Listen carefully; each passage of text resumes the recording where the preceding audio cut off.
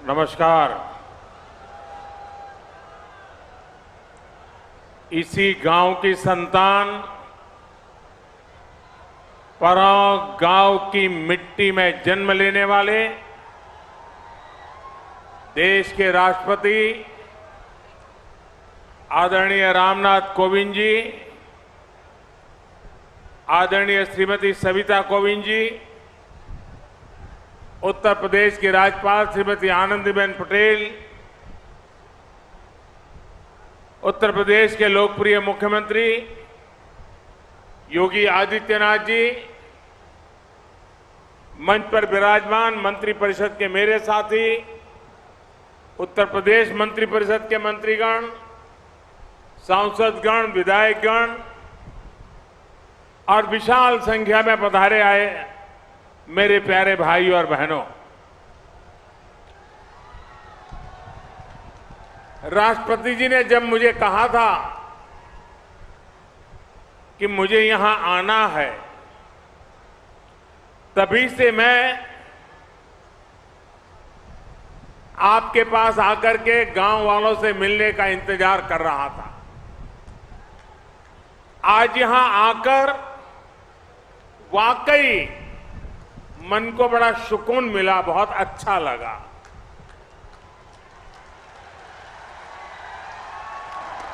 इस गांव ने राष्ट्रपति जी का बचपन भी देखा है और बड़े होने पर उनको हर भारतीय का गौरव बनते भी देखा है।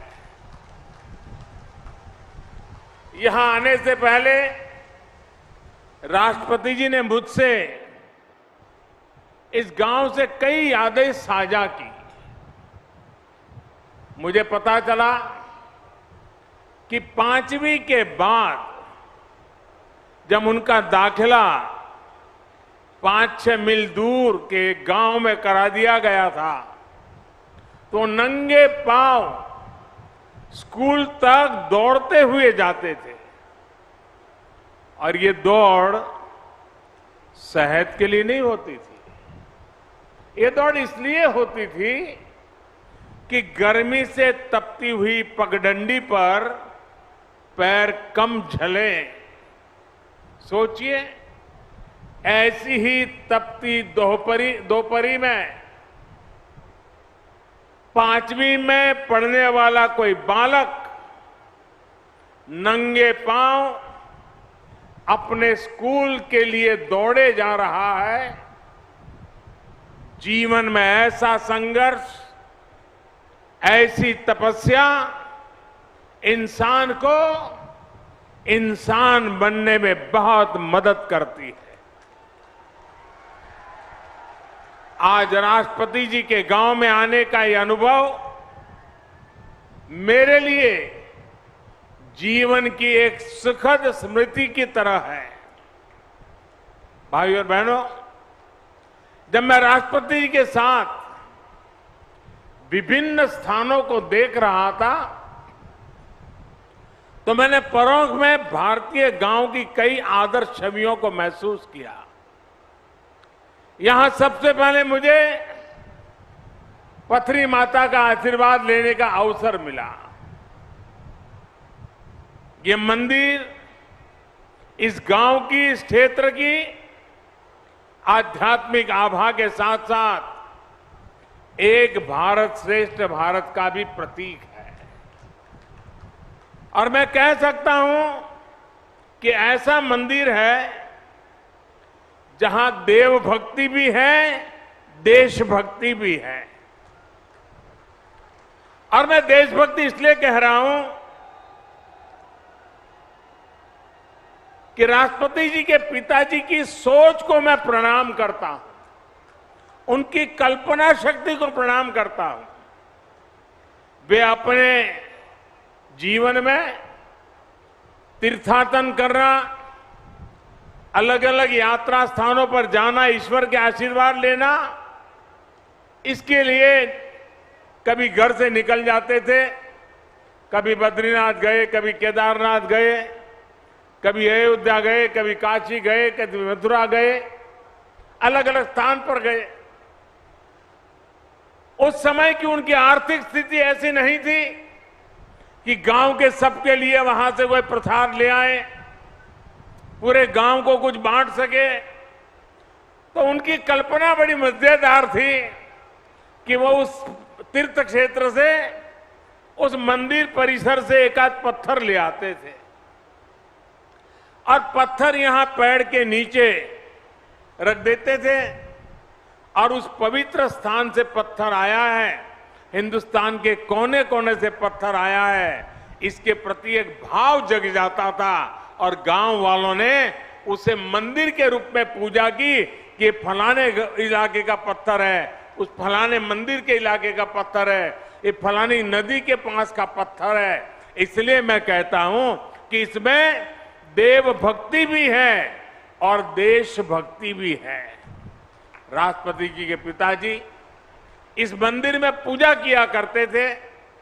इस पवित्र मंदिर के दर्शन करने में स्वाभाविक है कि मेरे मन में अनेक प्रकार के विचार मंडरा रहे थे और मैं अपने आप को धन्य पाता हूं कि मुझे उस मंदिर के दर्शन करने का अवसर मिला है। साथियों, परों की मिट्टी से राष्ट्रपति जी को जो संस्कार मिले हैं, उसकी साक्षी आज दुनिया बन रही है। और मैं आज देख रहा था कि एक तरफ संविधान,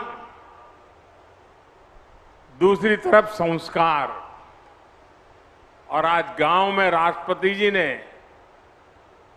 पद के द्वारा बनी हुई सारी मर्यादाओं से बाहर निकल करके मुझे आज हैरान कर दिया। वे स्वयं हेलीपैड पर रिसीव करने आए। मैं बड़ी शर्मिंदगी महसूस कर रहा था कि वो उनके मार्गदर्शन में हम काम कर रहे हैं। उनके पद की एक गरिमा है, एक वरिष्ठता है। मैंने कहा, राष्ट्रपति जी आपने मेरे साथ अन्याय कर दिया आज। तो उन्होंने सहज रूप से कहा कि संविधान की मर्यादाओं का पालन तो मैं करता हूं, लेकिन कभी कभी संस्कार की भी अपनी ताकत होती है। आज आप मेरे गांव में आए हैं, मैं यहां पर अतिथि का सत्कार करने के लिए आया हूं, मैं राष्ट्रपति के रूप में नहीं आया हूं। मैं इस गांव के एक बच्चे के रूप में, जहां से जिंदगी शुरू हुई, उस गांव के नागरिक के रूप में मैं आज आपका स्वागत कर रहा हूं। अतिथि देवो भव के संस्कार भारत में किस प्रकार से हमारी रगों में पहुंचे हैं, उसका उत्तम उदाहरण आज राष्ट्रपति जी ने प्रस्तुत किया। मैं राष्ट्रपति जी को आदरपूर्वक प्रणाम करता हूं। राष्ट्रपति जी ने अपने पैतृक आवास को मिलन केंद्र के रूप में विकसित करने के लिए दे दिया था।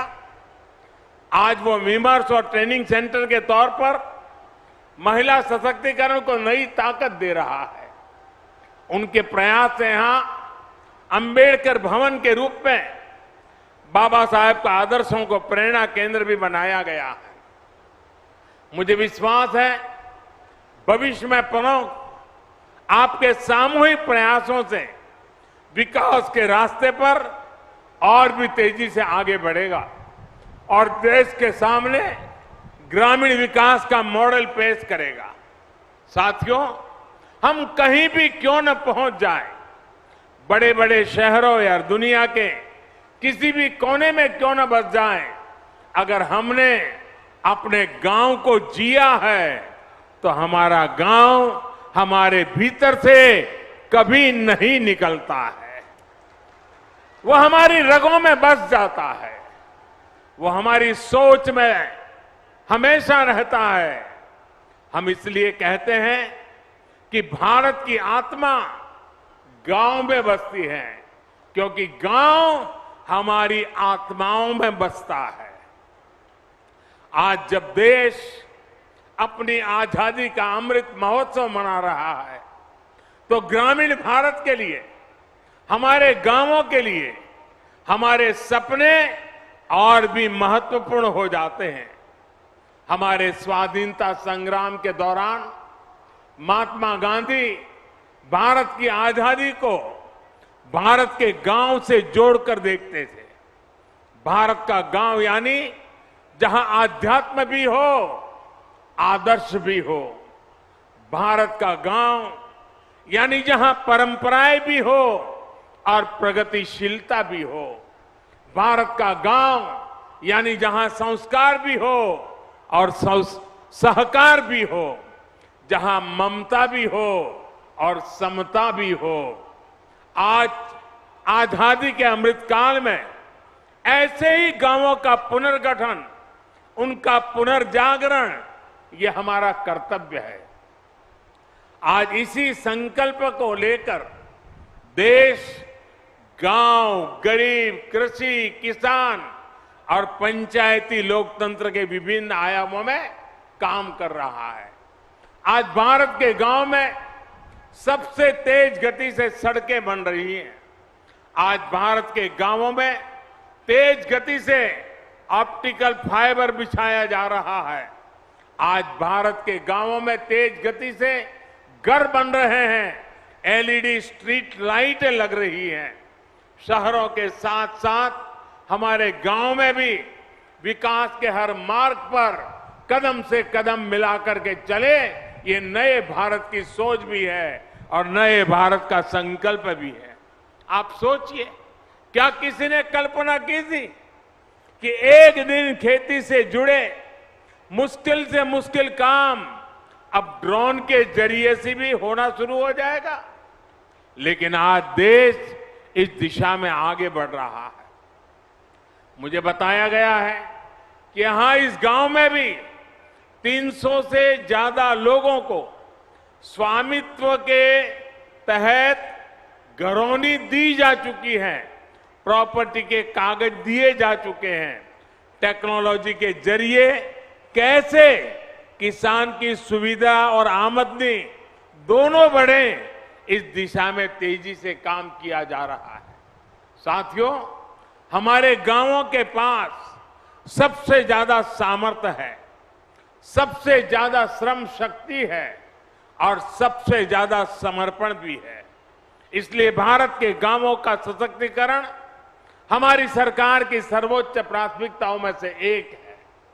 जनधन योजना हो, आवास योजना हो, उज्ज्वला के तहत मिला गैस कनेक्शन हो, हर घर जल अभियान हो, आयुष्मान भारत योजना हो, इन सभी का लाभ करोड़ों गांव वासियों को मिला है। गरीब कल्याण के लिए देश ने जिस गति से काम किया है वो अभूतपूर्व है।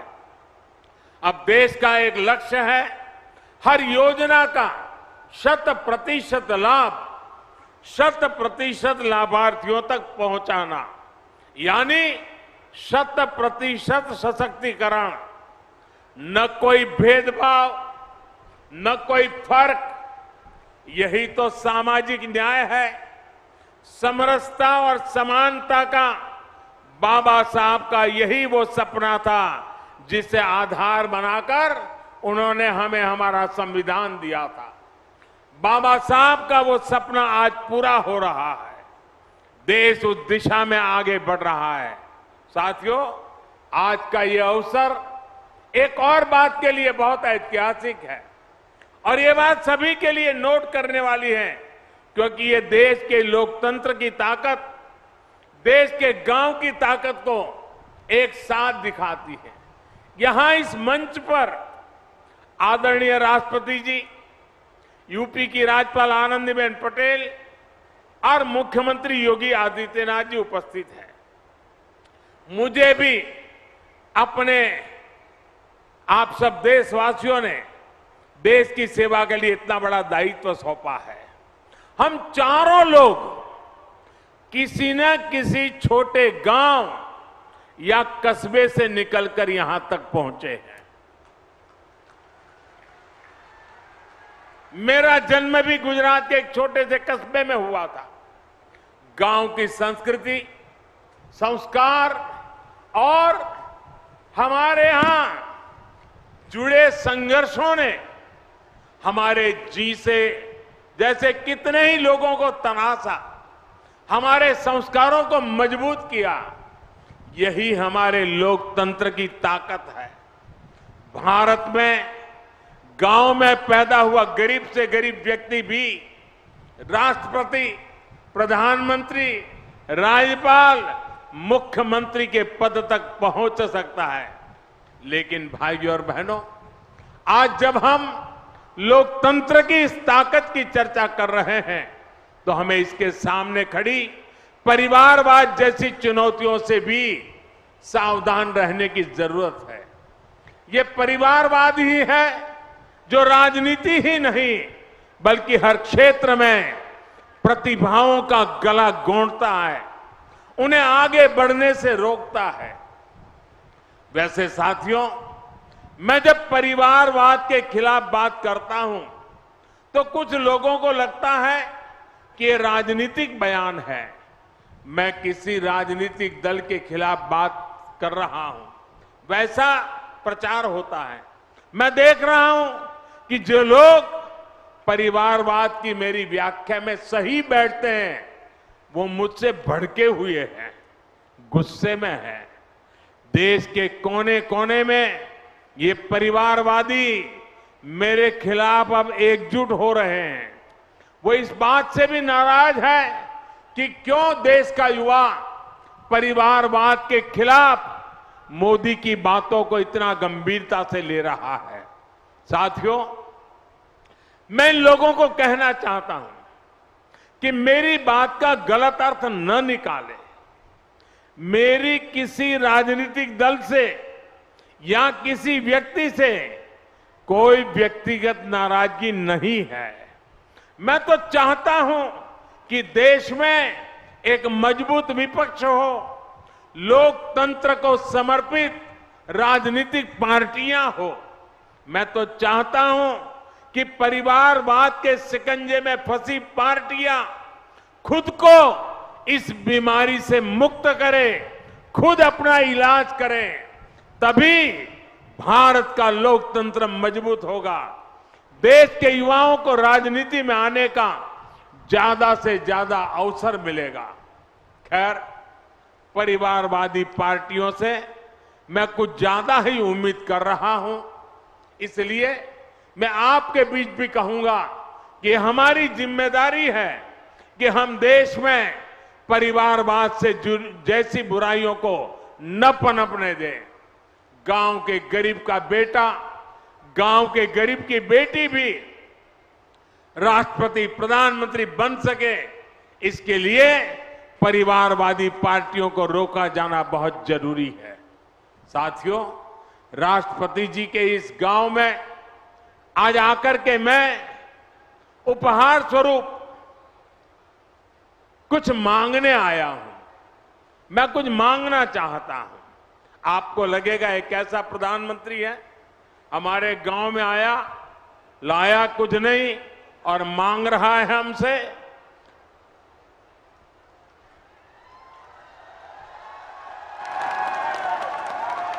मैं मांग रहा हूं, आप दोगे ना? मैं गांव से मांगूंगा तो मिलेगा ना? जिन जिन गांवों से लोग आए वो भी देंगे ना? देखिए, आपने अपने गांव में इतना विकास किया है। आज जब देश अपनी आजादी का अमृत महोत्सव मना रहा है तो आपको अपना प्रयास बढ़ाना है। अमृत काल में देश ने संकल्प लिया है कि देश के हर जिले में 75 अमृत सरोवर बनाए जाएंगे। और अभी योगी जी बता रहे थे कि यहां परोख में भी 2 अमृत सरोवर का निर्माण हो रहा है। आपको इस अमृत सरोवर के निर्माण में मदद भी करनी है, कार सेवा भी करनी है और इसकी भव्यता भी बनाए रखनी है। मैं आपसे एक और बात भी मांगता हूं और मुझे विश्वास है कि आप ये मेरी मांग को भी पूरा करेंगे, और वो है प्राकृतिक खेती, नेचुरल फार्मिंग। परों गांव में ज्यादा से ज्यादा किसान नेचुरल फार्मिंग को अपनाएं, प्राकृतिक खेती को अपनाएं, तो ये देश के लिए एक बहुत बड़ा उदाहरण बनेगा। साथियों, भारत की सफलता का एक ही रास्ता है, सबका प्रयास। सबके प्रयास से ही आत्मनिर्भर भारत का सपना भी पूरा होगा। और आत्मनिर्भर भारत का अर्थ है आत्मनिर्भर गांव, आत्मनिर्भर युवा। हमारे गांव गति पकड़ेंगे तो देश गति पकड़ेगा। हमारे गांव विकास करेंगे तो देश विकास करेगा। आदरणीय कोविंद जी ने के रूप में देश को राष्ट्रपति देने वाले प्रमुख ने ये साबित कर दिया है कि गांवों की मिट्टी में कितना सामर्थ्य होता है। हमें इस सामर्थ्य का, इस प्रतिभा का सही इस्तेमाल करना है। हम सब मिलकर काम करेंगे और देश के सपनों को पूरा करेंगे। इसी संकल्प के साथ मैं एक बार फिर आदरणीय राष्ट्रपति जी का हृदय से आभार प्रकट करता हूं कि उन्होंने अपने साथ मुझे भी यहां आने का अवसर दिया। मैं आप सभी का भी एक बार फिर हृदय से अभिनंदन करता हूं और गांव के हर गली में जहां जहां गया, जिस उमंग और उत्साह से आपने अभिवादन किया, पुष्प वर्षा की, स्नेह वर्षा की, प्यार से अभिभूत कर दिया, मैं आपके इस प्यार को कभी भूल नहीं पाऊंगा, आपके इस स्वागत को कभी भूल नहीं पाऊंगा। और गांव के अंदर जितना भी समय बिताने का अवसर मिला, खुद के बचपन के साथ भी मैं जुड़ गया। इसलिए भी मैं आप गांव वासियों का हृदय से अभिनंदन करते हुए मेरी वाणी को विराम देता हूं। बहुत बहुत धन्यवाद।